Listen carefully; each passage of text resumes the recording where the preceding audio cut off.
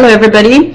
I'm Ebru Canan-Sokullu from Bahçeşehir University in Istanbul, Turkey. I'd like to talk a little bit about the determinants of anti-immigrant public opinion in Europe, and I will ask whether it's an anti-immigration tendency as we expect, given the recent dynamics about immigrants, large numbers of immigrants arriving into various European countries.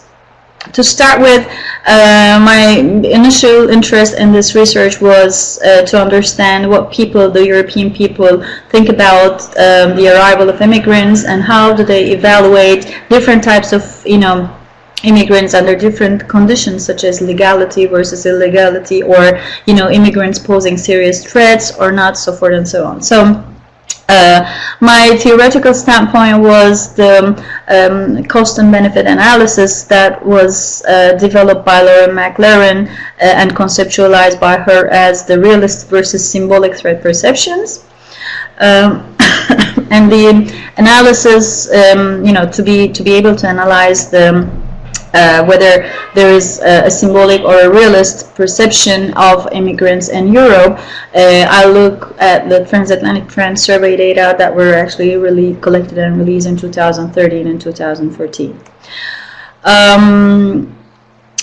As I told you, Lauren McLaren talks about the realist and the symbolic threat perceptions, and she talks about economic added values, costs and benefits of as the realist perceptions, and the cultural aspect of immigrants as a symbolic perception. So therefore, I'll make a comparison between how the Europeans involved in this research assess the economic and the cultural values of immigrants. To start with, based on the Eurostat statistics in 2013, I looked at the real estimates of the immigrants, so the real size of the immigrants in the countries that were included in my study. And here, this table tells us about the immigrants and the percentage of immigrants in total population, percentage of non-national EU immigrants in the total populations, and percentage of non-EU immigrants.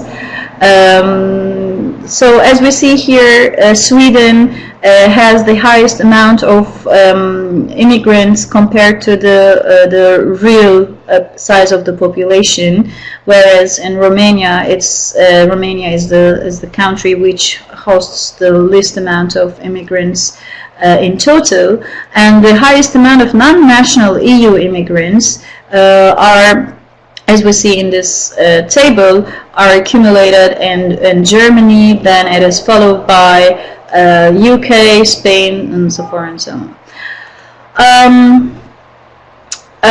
What about then, based on this real estimates of the percentages of the immigrants, how is it perceived, whether it's too many immigrants or few immigrants that are located in host countries? The British are the ones who think that there are too many immigrants, and compared to the stock of immigrants in the total population. Whereas it is like Slovakia and Romania, which receives less immigrants. Looking at the real estimates, people think that there's actually not too many immigrants located in the country. And the next item that I looked at was the concerns about immigrants within EU or from the outside of the EU, based on the first table I introduced. As we see, the Portuguese and the Brits are the most concerned about the immigrants, regardless of whether they're from within the EU or from outside the EU, whereas in countries like Greece, in Italy, or, there is actually a sort of gap in the preferences about the immigrants, related to where they come from. It makes a total difference. Another issue that makes difference is the immigrants being legal or illegal, so that, as we see here in this table, in this graph, illegal immigration is actually quite a big concern for almost all EU countries. what about the reasons of immigration? So what do people perceive as for the reasons of the immigration? As we see here, there are 5 items: uniting with family members, seeking asylum, looking for social benefits, and working and studying. And here the two economic issues, working and seeking social benefits, are considered to be the most common reasons for immigration, as we see here, whereas family reunions or studying is considered to be the least important reasons, so that there is an economic attractiveness for the immigrants to come to Europe as pursued by the people. Then this brings us to the perception of economic conditions, like what is the economic criteria for welcoming or not welcoming the immigrants. Here this graph talks about the negative perceptions of economic conditions. So there are 2 indicators: taking jobs away, or immigrants are, whether they're a burden on social service or not. This graph tells us, overall, it shows us that immigrants are perceived to be economic burdens. Rather than, they are the reasons where the local societies lose their jobs. So immigrants are more economic burdens than they take away the jobs from the local society. On the other side, which is even more valuable, is the economic value of the immigrants. So the positive perceptions of economic side of the immigration. Immigrants, instead of creating an economic turmoil or economic burden, they're more like contributing to the national economy. As we see here, they either fill shortage of workers, and they also create jobs and set up new businesses that has an added value to the national economy. So basically here the sociotropic economic aspect, which means economic concerns about at the national level instead of the pocket economy level, are more added value for the economic perceptions of the immigrants. And as for the cultural value, here there are 2 indicators. One is a negative, the other is a positive aspect of the cultural contribution of immigrants into the society. The blue dots denote the threats to the national culture, whereas the red ones are actually about the enrichments, how immigrants enrich our national culture. And as we see here, in almost all countries, Sweden, Germany, UK, Portugal, so those countries which receive more immigrants, people tend to believe that it's more like an enrichment to the national culture, whereas, as we see, it's almost on average around 30% point, people think that, it's a threat to national culture. So there is also a good positive side of the immigrants concerning its symbolic value of the immigrants. And it's also believed that the second generations or the generations that are born in host societies are better integrated into the host societies, so that in some surveys, not here with this data, that we can't analyze that, but what we know from the literature is that, the first generation of immigrants which actually left their countries and immigrated into Europe are less integrated into the host societies than their sons or grandsons, granddaughters, so the next generations. So given that, people tend to believe that immigration has a better value on the economic and the social grounds than the risks and the threats that it poses.